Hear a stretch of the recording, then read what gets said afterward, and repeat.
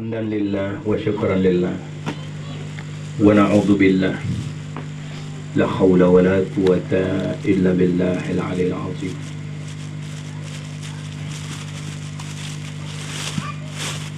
Al-Ustadzul Kiram rahimakumullah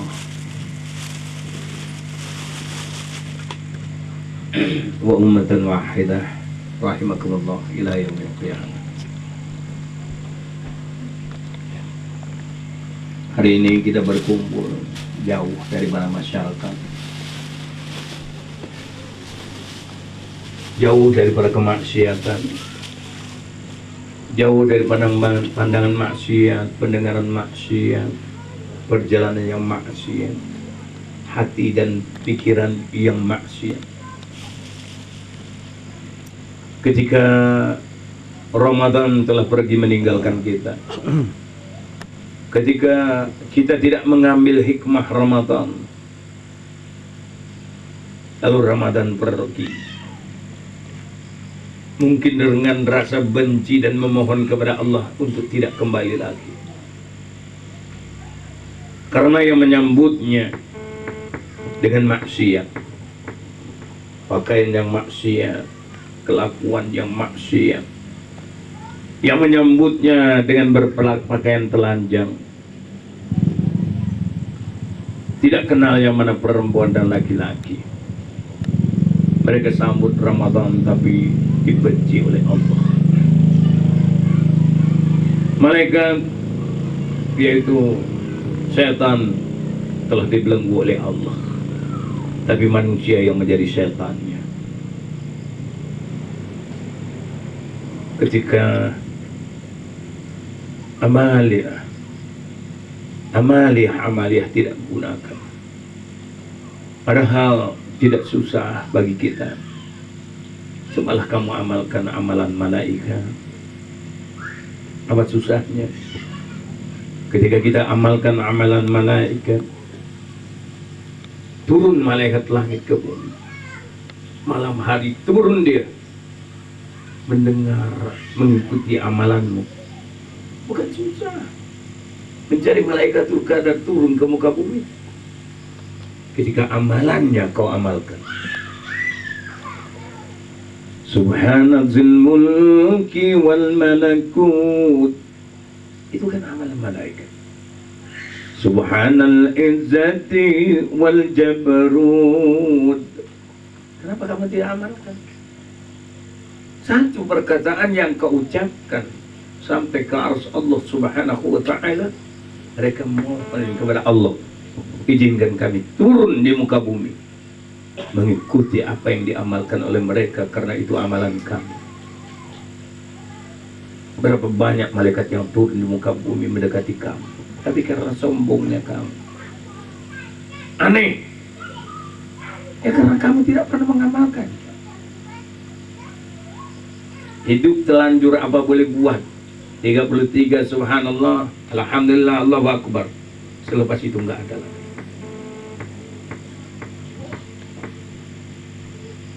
Kamu tidak bijak untuk berusaha, sehingga Ramadan pergi dengan penuh kecewa. Apa salahnya kalau kamu berbicara memuji Allah? Subhanal malikil quddus, Subhanal malikil quddus, Subhanal azizul jabbarul mutakabbir. Perkataan itu menyentuh hati kamu. Malaikat turun mendekati kamu, air mata kamu mengalir, lalu malaikat menampung air mata kamu. Lalu malaikat berkata, ya Allah, ya Rabb, belikan seluruh amaliah kami, pahala yang kau berikan kepada kami, kepada mereka yang mengamalkan. Ini mengharap Lailatul Qadar turun, tidak akan turun karena kamu tidak mengamalkan amalannya. Coba amalkan amalannya. Apa susahnya menyebutkan suatu perkataan? Mungkin Allah tak bagi dengan kamu, padahal tak susah. Allah ya wadud, ya Allah ya wadud, ya arsil majid fa'alul lima yurid. Allah ya wadud, ya wadud, ya wadud, ya arsil majid fa'alul lima yurid. Ayo sama-sama. Allah ya wadud, ya Allah ya wadud, Allah ya wadud, ya Allah ya wadud, ya arsil majid fa'alul lima yurid. Allah ya wadud, ya wadud, ya wadud, ya arsil majid fa'alul lima yurid. Kenapa tak mau?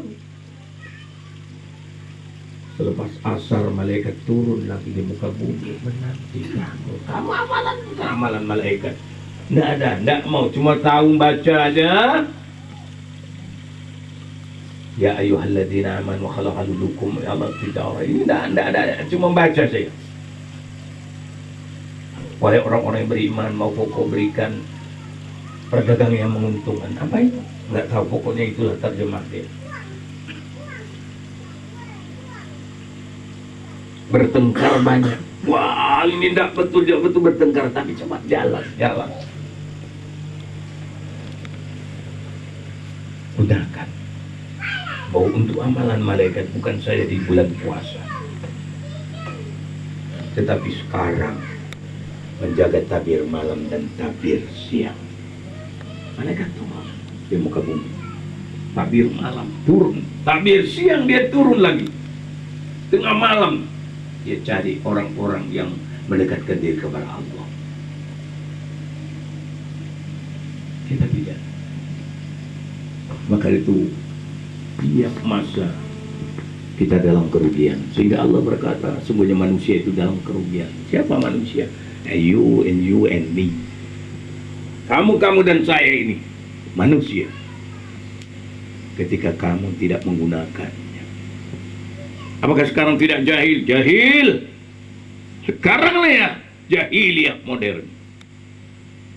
Apa sama di zaman Nabi? Sebelum Nabi? Sama.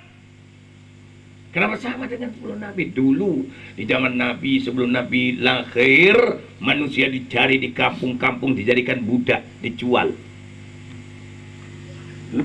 Sekarang juga manusia di kampung-kampung dicari-cari oleh manusia yang menjual manusia. Dibayarkan, dia punya paspor, ditahan, mereka dikumpulkan seperti ayam di kerangkeng, dijual, ambil uangnya dulu. Apa itu jadi para budak? Nangislah mereka dalam kesedihan, tidak bisa pulang. Bukan sedikit dari Jawa-Jawa ini ditipu hanya untuk ditipu, dijual. Bedanya dijadikan pembantu bahasa Arab, budak. Apa nggak jahil? Dulu di zaman Nabi Muhammad SAW sebelum lahir penuh patung-patung. Hanya di keliling Ka'bah, sekarang patung-patung di keliling jalan, di daerah-daerah mana saja tersebar di muka bumi. Apa anda patung dihormati? Doa di sana dengan patung. Bermacam-macam patung, Lata dan Uzza. Tinggal pembesar atau bukannya. Sebab Lata dan Uzza itu pembesar daripada patung-patung lain. Apa tidak jahil? Dulu di zaman Nabi, sebelum Nabi lahir, manusia membuang anaknya, membunuh anaknya. Sekarang yang hamil digugurkan, apa yang tidak membunuh? Para dokter-dokter yang membunuhnya, menggugurkan, ada dukun-dukun menggugurkan. Apa itu tidak jahil? Orang yang mengaku orang Islam juga melakukannya, yang memang jahil dalam hukum. Apa tidak jahil? Apa yang kau cari? Kepenipuan-kepenipuan semua ada. Kepalsuan dan kepenipuan. Enggak di dalam negara Indonesia, tapi di Makkahul Mukarramah penipu paling banyak, pencuri paling banyak. Masuk ke Masjidil Haram itu, keluar saja kamu kok barangmu tinggal sudah tidak ada lagi. Apalagi uangmu terlak situ sudah habis ludes. Mana hada amnuka? Ada ini tempat aman bagi engkau. Tidak ada.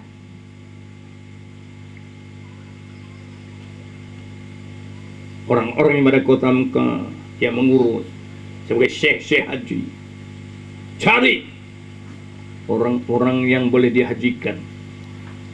Sampai ratusan orang, satu orang menghajikannya. Kemudian diberikan surat sertifikat haji bahwa Fulan bin Fulan almarhum telah dihajikan pada tanggal sekian si Fulan, tanda tangannya sendiri. Penjinah-penjinah penuh di kota Mekah. 12 km, 10 km, bahkan dekat kota Mekah. Pelacur-pelacur yang jadi, yang tidak sanggup pulang, dia tinggal di sana. Takut ditangkap menjadi pelacur, dipelihara oleh polis. Kaum-kaum mulut kumpul, mereka orang-orang Indonesia yang tahan, dicinahi buntutnya, disodomi. Apa itu tidak jahil? Semua udah jahil. Allah ditipu. Mereka berangkat haji dengan uang yang riba. Allah boleh tipu. Allah tipu juga. Wa makaru wa makarallah wallahu khairul makirin. Kau anggap itu tipu. Allah lebih hebat tipu dayanya. Kamu pergi dengan uang riba, jawab. Ka'bah telah diganti pada tahun 1996. Mana batu Ibrahim yang diambil oleh Ibrahim, yang diangkat oleh Ibrahim dan Ismail, mana dia? Telah diganti oleh batu Abraham Lincoln dari Amerika. Pegang sekarang Ka'bah, licin. Kamu tipu Allah. Apa pahala tawaf? Coba. Yang tinggal ada tiang malaikat. Kalau tinggal tiang malaikat dengan dia punya bawahan, pendamin bawah, apa tidak sama di zaman Adam dulu? Terselubung dengan Ka'bah batu yang dari Amerika. Diterima tidak taubat kamu? Kamu setelah tawaf mau minum air Zam-Zam, ambil dalam tong, ambil buka keran. Mana sumur Zam-Zam? Tak ada lagi. Nabi ketika telah tawaf minum, dari Syai minum, pergi ke sana, Hajar pergi minum. Sekarang mana sunnah Nabi lagi? Mana?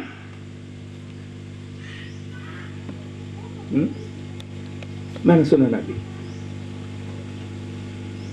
Syai itu sunnah yang dilakukan oleh Hajar. Ketika inna safa wal marwata min sa'airillah, faman hajjal baita aw itamara fala junaha alaihi ayat tawafah bihima. Aman tatawwa khairan fa inna Allah syakirun alim. Sudah selesai, dia turun pergi melihat Ismail, jumpa air Zam-Zam, dia bilang zum minum. Udah capek, turun naik 7 kali. Tidak minum di samping sana buka keran, bukan. Itu bukan sunnah Rasul, bukan sunnah Hajar, tapi sunnah Raja Fat, sunnah orang Arab. Apa yang kau dapati? Kata Nabi, ketika Ka'bah telah dihancurkan, maka taubat tidak diterima lagi. Apakah kita diterima taubat kita ini sekarang? Kata Nabi, akan sampai satu masa keluar darah dari matamu, minta ampun kepada Allah. Allah tak ampunkan lagi. Kau menangis sehingga tidak ada lagi air mata, keluar air mata darah. Allah tidak ampunkan lagi. Apa? Kamu tipu Allah di hadapan Allah. Kau berzina di hadapan Allah. Kau menipu di hadapan Allah. Kau mengaku ulama tapi tidak melaksanakan hak Allah. Cuma tukang pidato. Contoh tidak ada. Rasulullah kau puji, uswatun hasanah, contoh yang baik. Kamu sendiri sebagai umatnya bukan contoh yang baik. Tipu saja. Berladang dalam masjid. Nipu dalam masjid. Kenapa kau tidak takut kepada azab Allah?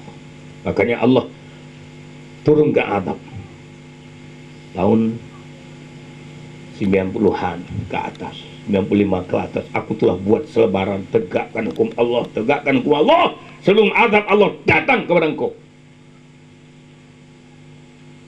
Ketika azab Allah sudah datang, baru kau ingat Tuhan. Aku telah memberikan peringatan kepada kamu dengan selebaran, dengan wajahku tempelkan di sana. Mau tangkap aku. Mau tanda tangani lagi.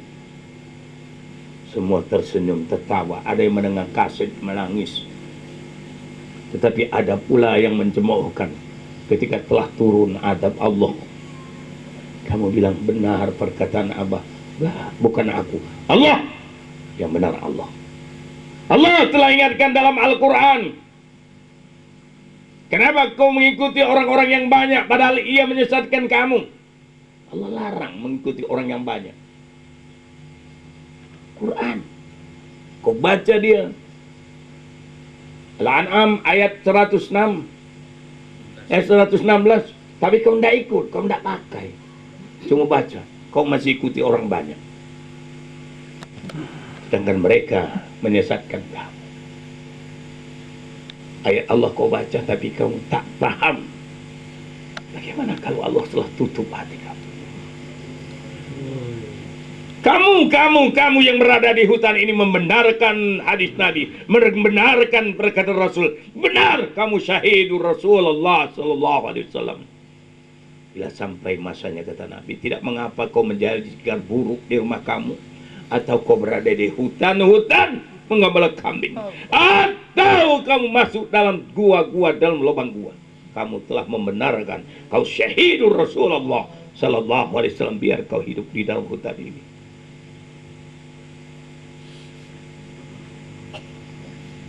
Anakku yang muliakan Allah subhanahu wa ta'ala, mau apa kita ini? Apa yang kita banggakan?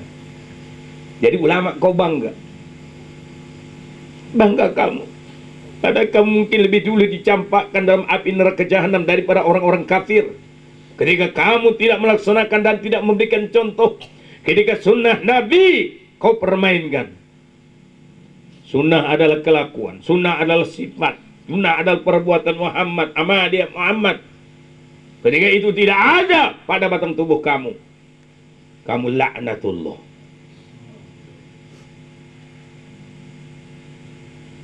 Dalam dunia ini, kalau engkau tidak berani menegakkan hukum hakam Allah, lebih bagus kau minta dikirimkan api neraka jahanam buat membakar kamu dalam muka bumi ini. Atau lebih baik kau mohon kepada Allah akan dijadikan binatang anjing atau babi dalam dunia ini. Karena besok kau akan menggigit di hadapan Allah. Ya Allah, ya Rahab, jadikanlah aku binatang.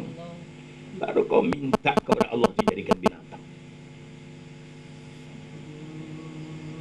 Tidak susah bagi Allah ditariknya monyong kamu macam babi kamu. Mulut kamu ditarik, bagikan Allah penyakit yang kembang bibir kamu, sehingga peseklah hidung kamu. Monyet kamu ditarik, telinga ke atas sedikit panjang, udah jadi babi kau. Nggak ada beda. Maka itu Allah menyatakan walaqad jara'na li jahannama katsiran minal jinni wal insi. Yang paling banyak menjadikan kayu api neraka jahanam daripada jin dan manusia. Aku juga manusia sama dengan kamu. Di mana tempatku besok? Di mana tempatku besok? Sebab tidak akan masuk surga sebelum melewati neraka. Padahal aku telah dilihatkan oleh Allah syirat. Aku sudah berada di tengah-tengah syirat. Dan aku telah dilihatkan oleh Allah kendaraan untukku menuju ke tempat. Tapi aku masih takut. Rasulullah sendiri bila meninggalkan azab Allah, dia sendiri tidak tahan dengan hatinya, air mata tidak sanggup. Apa hebatnya aku dengan Nabi? Abu Bakar Siddiq ketika membaca ancaman Allah dalam Al-Quran, dia tidak sanggup membaca Quran lagi, air matanya mengalir. Nangis sejadi-jadinya. Aku dan kamu, apa hebatnya daripada Abu Bakar? Apa hebatnya kamu daripada Abu Bakar? Habis hartanya disumbangkan untuk meneruskan perjuangan Rasulullah untuk menegakkan hukum Allah. Fakir miskin dia.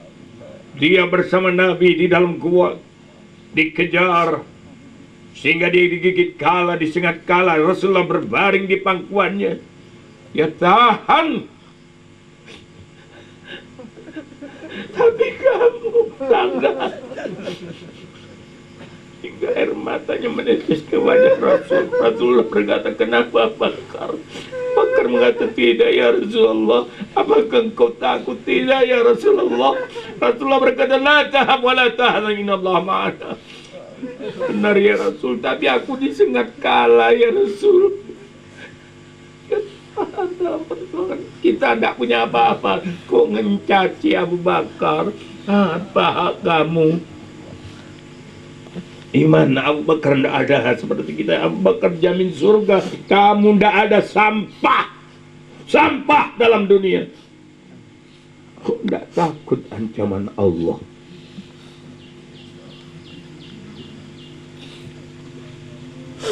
Umar Ibn Khattab ketika dia membawa kudanya maju ke kudanya, bila dia melihat di tengah-tengah padang pasir teringat, dia masih kelihatan tangan anaknya memanggil, masih kelihatan wajah anaknya memanggil, yang digugurkan, yang dia bunuhnya, yang ditanam hidup-hidup masih kelihatan. Abi, Abi. Dia timbul anaknya masih hidup-hidup, masih gerapai tangannya. Menangislah Umar karena jahilku. Bila dia lewat ke makam Baqi, menangis sampai pingsan dia. Sahabat bertanya, ya Umar, apa sih salah engkau? Engkau kan dijamin masuk surga. Kenapa engkau begitu takut? Kata Umar, celaka kamu. Dalam kubur aku sendiri. Yang main masyarakat rame, dalam neraka rame, tapi kubur sendiri. Dijamin surga. Kamu apa? Ustadz, kiai, tidak pernah penakut. Ustadz ke apa? Tidak ada contoh. Kiai, tidak ada contoh. Laknatullah kamu. Berikan contoh yang baik kepada umat Muhammad Sallallahu Alaihi Wasallam di akhir zaman ini. Kamu beruntung karena kamu kembali ke jalan Allah. Allah lah memilih kamu. Kalau kamu ingin datang mustahil, tapi Allah telah memilih hati-hati kamu, memilih kamu untuk menjadi syahidnya. Syahid Allah yang reda meninggalkan segala-galanya, dicaci, dihina. Belum kamu menegakkan sunnah Nabi ketika kamu tidak dihina. Kamu ingin menegakkan sunnah Nabi, kelakuan Nabi, sifat Nabi, hukum Allah, dihina dulu. Ayahmu membenci kamu dulu, kaum Muhajirin dan Ansar. Ayahnya menyatakan disesat. Kenapa anda ikut orang banyak? Hah? Ayahnya, ibunya, abangnya. Padahal ibu-ibu kita terbuka aurat, kakak kita terbuka aurat. Dia bilang ini benar.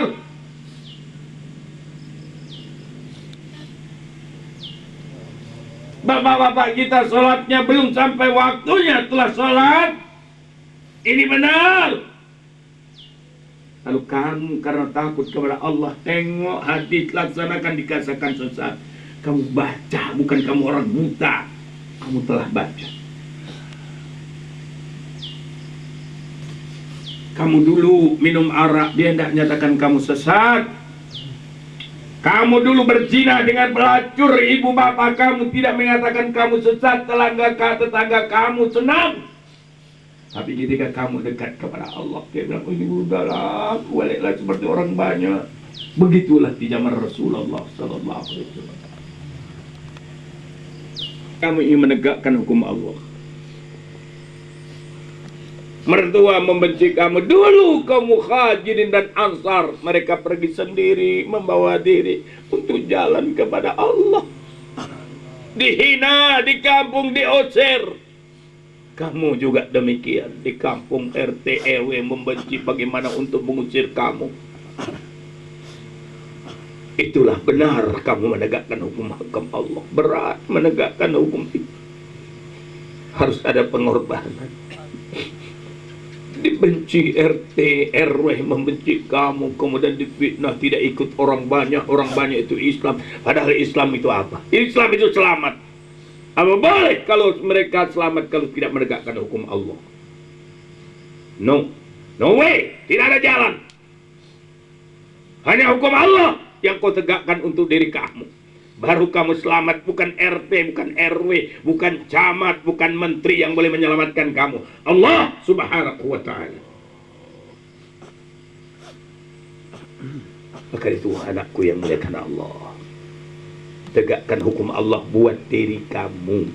Sehingga kamu menjadi contoh yang baik. Mempunyai akhlakul karimah. Mata kamu, mata mukmin, sehingga tundukkan pandang tidak seperti mata setan berkeliaran. Telinga kamu, telinga mukmin, takut mendengarkan yang maksiat.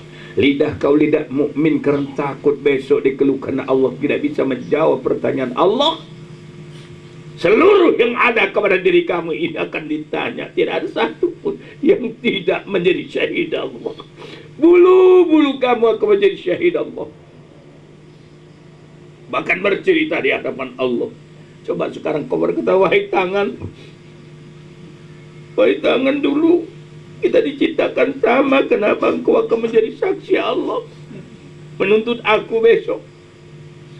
Allah menyatakan dalam Quran, al-yawma nahtimu ala afwahihim wa tukallimuna aydihim wa tashhadu arjuluhum bima kanu yaksibun. Ketika tangan dan kaki ini bercerita, kemana kau akan pergi? Ketika lidah ini, ketika bulu ini, ketika kulit ini, ketika daging ini, ketika tulang ini, ketika suntum ini, ketika darah ini akan bercerita kepada Allah, kemana kau pergi? Ketika mata ini bercerita, bulu-bulu mata bercerita, semua akan bercerita di hadapan Allah. Kepada siapa engkau menolaknya lagi? Kenapa engkau tak pernah takut? Satu hari kebaikan, ketika kau benar-benar berbuat kebaikan, maka engkau menjadi syahid Allah. Ketika satu hari kamu tidak menegakkannya, maka kau adalah orang-orang yang ingkar. Tempat kamu asbalin nar. Anakku yang muliakan Allah Subhanahu wa ta'ala. Kita berbuat salah dengan mata, tidak pernah kita minta ampun tentang mata, tidak kita rasakan. Tapi ketika kita berkata Astagfirullahaladzim min kulli dzambin wa atubu ilaihi, terasa kita dikenap dosa. Ya Allah, banyaknya dosa aku. Kenapa nafsu ini menentang engkau ya Allah? Kenapa nafsuku? Kenapa kau tentang penciptamu? Wahai nafsu ini, untuk apa engkau dijadikan? Apakah untuk melawan Tuhan atau membuktikan kebenaran Tuhan? Allah memberikan jalan supaya kita benar, menjadi benar. Diceritakannya pula lewat Rasul. Ketika aku menciptakan ini nafsu, lalu aku tanya nafsu, wahai nafsu, siapa engkau, siapa aku? Nafsu bilang dengan sombongnya, engkau yang kau, aku ya aku. Disiksa dia 70.000 tahun, ditanya lagi, wahai nafsu, siapa engkau, siapa aku? Engkau yang kau ya aku ya aku. Direndam dalam lautan 70.000 tahun, ditanya lagi, siapa engkau, siapa aku? Engkau yang kau, aku ya aku. Dibakar 70.000 tahun, ditanya lagi nafsu, wahai nafsu, siapa engkau? Aku ya aku, engkau yang kau. Dipuasakan nafsu. Allah bukakan kunci, dipuasakan nafsu. Baru sebentar dipuasakan, ditanya, wahai nafsu, siapa engkau? Siapa aku? Nafsu berkata, antara bi Allah wa ana abduka inni kuntu minaz zalimin. Tidak, kenapa kau tidak puasakan nafsu yang berada pada matamu itu, yang membawa kau dalam maksiat, membawa kau dari tamak harta dunia, yang dunia ini tidak ada artinya? Kenapa kau tidak puasakan telinga, mulut, tangan dan kaki dalam pikiran hatimu? Kenapa? Hanya memuasakan itu saja tidak sanggup, maka kamu siap akan dicampakkan Allah dalam api neraka jahanam. Apalah artinya kau puasa? Ada dapat lapar dan dahaga.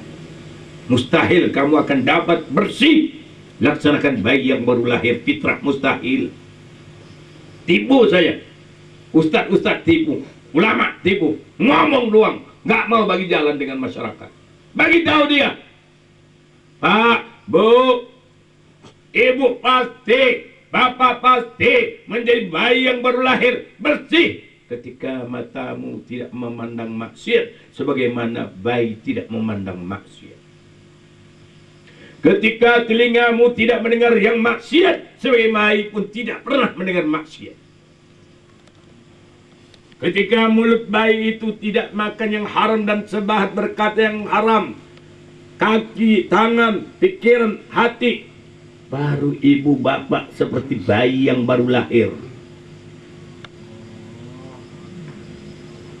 Mana mungkin kamu fitrah bersih laksana bayi yang baru lahir, matamu bermaksiat, telinga, mulut, tangan, kaki, kamu cuma puasa, lapar dan dahaga. Gak dapat, jangan mimpi. Maka para ustadz, para kiai, para ulama jelaskan sebenar-benarnya, sehingga mereka berpikir, iya benar ya, kalau aku tidak macar yang maksiat, makan yang haram, sebahat, berpikir dan sebagainya, sebagaimana bayi aku belajar dengan baik kembali, back to basic. Baru benar. Sekarang ini macam mana aku kalau aku mati? Ramadan udah pergi jauh. Ramadan udah tinggalkan kita berjuta-juta tahun perjalanan. 1 menit 98 tahun perjalanan. 89 tahun perjalanan. 1 menit kecepatan cahaya. Bagaimana beberapa hari Ramadan sudah pergi? Kita mau ulang, nggak mungkin. Mungkin kita tidak sampai ke Ramadan. Allah sudah kiamatkan kita. Mata tidak lihat lagi, telinga tidak dengar lagi, mulut tidak bicara lagi. Kan kiamat kamu. Hancur kamu. Tidak dapat lagi baca Quran. Baca Quran ngapain? Kalau pelan-pelan tuli ke Allah. Kalau kau baca Yasin wal Qur'anil Hakim, untuk menyentuh hati kamu saja tidak dengar ke Allah. Pekerjaan ria semua ada kepada kamu, kerugi. Maka itu aku harap kepada kamu, wahai anakku, masa ini masa yang wajib kau gunakan kepada Allah Azza wa Jalla, yang Dia tidak jauh pada kamu, sehingga tidak ada kamu, yang ada cuma Dia. Tapi kamu ego, kau hadirkan diri kamu, kau lupakan Dia, maka syirik hati yang terjadi. Ketika kamu tidak ada, yang ada cuma Allah, dengan kodrat dan iradatnya, dengan ilmu hayatnya, sama' basar kalam qadirun, muridun hayyun sami'un basirun, muttaqlimun alimun muttaqlimun, kullun fi haqiqati ilallah, semuanya hanya hakikat Allah. La ilaha illallah, la mawjudun illa bimawjudun bihaqqi illallah. Anakku yang muliakan Allah, kehilapan inilah maka ghafilin. Ghafilin ini lalai, lalai ini lupa, lupa ini karena asyik. Kalau kau asyik tentang dunia, kau lupakan Allah. Asyik tentang dunia, kau pasti lupa Allah. Asyik kepada istrimu, kau pasti lupa dengan Allah lagi. Asyik dengan hartamu, kau pasti lupa dengan Allah. Asyik dengan pangkatmu, kau lupa dengan Allah. Kau cinta ayah, ibumu, anak istrimu, pangkat, harta, martabat, harta kamu, tidak cinta dengan Allah dan Rasul. Aku telah siapkan api neraka jahanam buat kamu, kata Allah. Tidak sama orang yang cinta dengan Allah. Semua ini fata morgana. Apa yang ada ini semua fata morgana. Boleh saja dia memberatkan aku berdiri di yaumil mahsyar nanti di mizan, menanti siapa yang dulu didulukan, yang akhir diakhirkan. Aku kelas yang berapa ini? Kelas yang keberapa aku?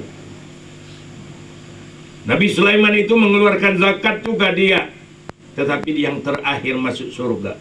Ditanya tentang harta.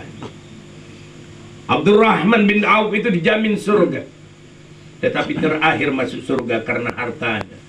Dudi lama karena terlampau lama menunggu diperiksa, tidak sanggup duduk lagi, tidak sanggup berdiri lagi. Masuk surga dengan jalan merangkak. Kamu masuk surga dengan jalan apa besok? Dengan jalan apa besok? Kau bangga sebagai apa kau? Ada jaminan surga. Itu yang jamin surga itu Abdurrahman bin Auf. Sahabatku, kata Nabi, masuk surga dengan jalan merangkak melewati tian siratal mustaqim, dan tidak sanggup berdiri lagi. Wallahi, demi Allah yang menciptakan diriku dan memelihara ibuku, dan ibuku mengandung diriku, Allah telah melihatkan aku syirat dari tasyrik maghrib, dari barat ke timur, antara langit dan bumi itu syirat, dan gelap di atas, gelap di bawah. Lalu aku berjalan, tiba-tiba aku sudah sampai di tengah. Syirat itu laksanakan dawai, kawat yang halus, sangat halus. Lalu timbullah pijar seperti di dalam jam, warna kebiru-biruan, ke muda, hijau muda.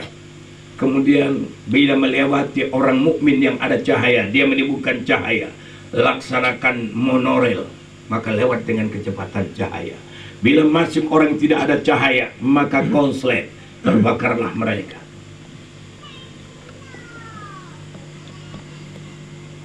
Sanggup kita nyebrang? Tanya diri. Berdiri di yaumil mahsyar, kata Nabi, 1 menit saja, 1 saat mendidih otak. Tentu kamu berpikir bagaimana mungkin? Demi Allah yang menciptakan aku telah dilihatkan oleh Allah di yaumil mahsyar, dan aku berdiri di yaumil mahsyar. Di pinggiran malaikat berkata, itu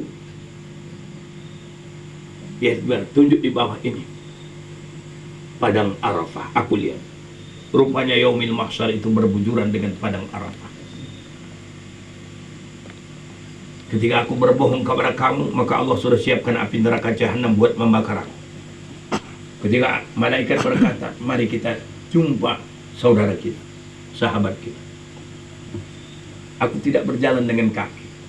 Pasir yaumil mahsyar itu warna putih, laksanakan tepung yang dipanaskan berjuta-juta tahun.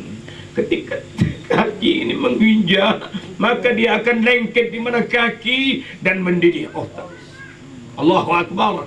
Aku telah lihat itu. Dan aku berjalan bersama malaikat dengan kecepatan. Sampai di pertengahan, aku jumpa malaikat Israel pencabut nyawa. Dia pakai hitam, baju hitam, serban hitam. Aku lihat, dia tersenyum padaku. Kelihatan giginya putih. Hanya kelihatan mata yang putih. Kerjanya mencabut urat. Aku disuruh berbaring. Ketika aku berbaring di satu tempat,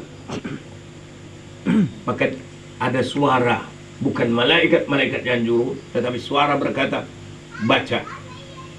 Aku tidak sanggup baca dan aku tidak tahu kenapa aku suruh baca, dan mustahil apa yang harus aku baca.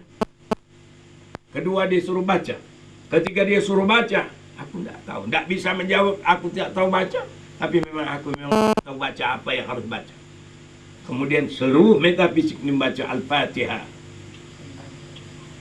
Al-Ikhlas, Al-Falaq, An-Nas. Baru dia cabut nyawa ini.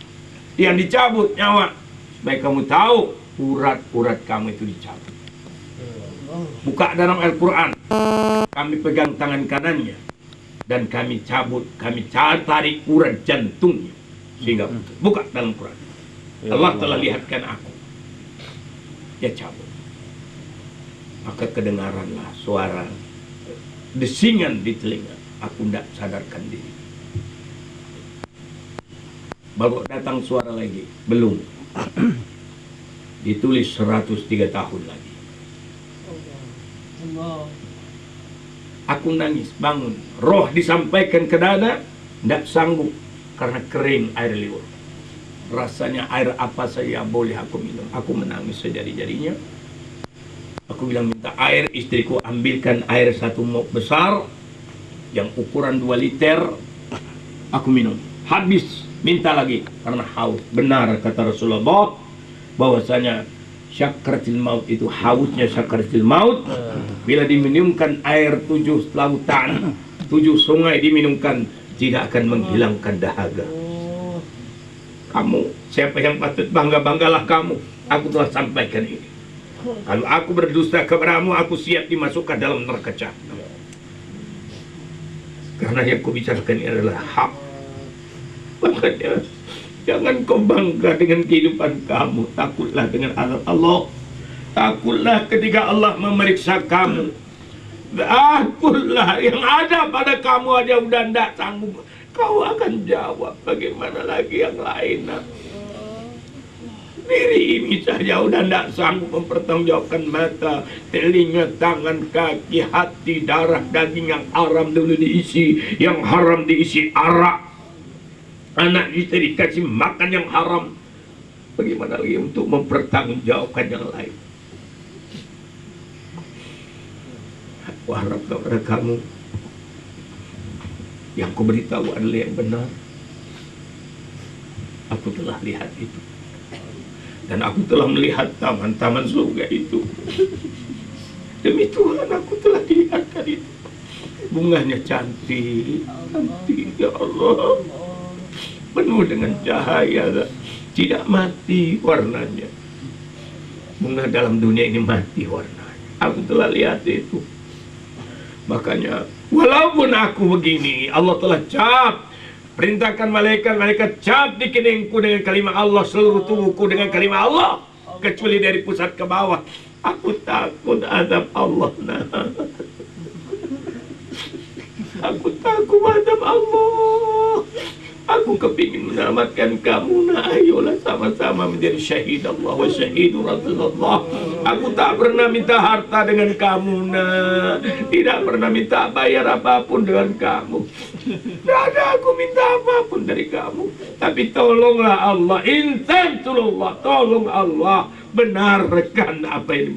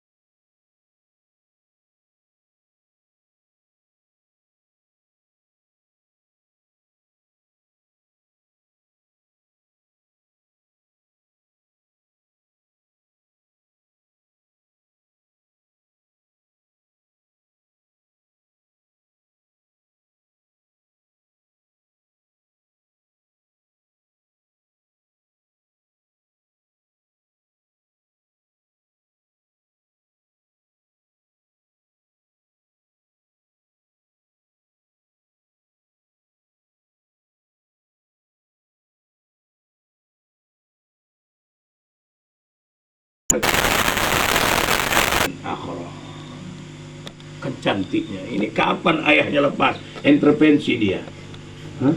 Intervensi bapak dengan ibu intervensi. Ini kan anak saya. Wah, pulang nak, pulang. Nah, tuh makanya tidak ada hukum. Anaknya disuruh pulang. Oh, janganlah, udah sini aja.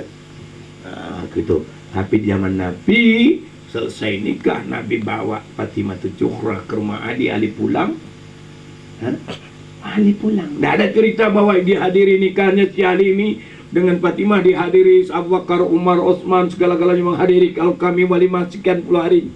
Karena kawin anak Nabi. Tidak ada cerita. Setelah Nabi tanya dengan Fatimah, mau tak senyum dah, itu Fatimah. Selesai. Panggil Ali.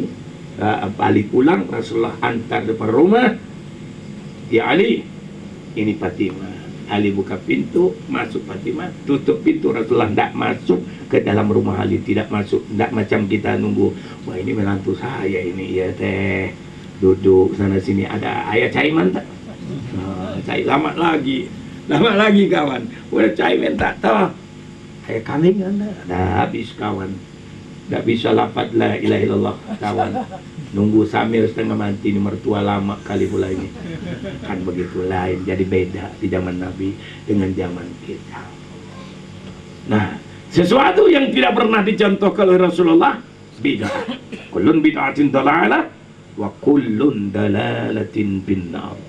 Jadi pernikahan yang kita lakukan itu apakah contoh Rasul atau bukan? Perlu para ulama-ulama memikirkan. Menegakkan kebenaran siapapun harus kita jelaskan. La tahab wa la tahzan innallaha ma'ana. Assalamualaikum warahmatullahi wabarakatuh.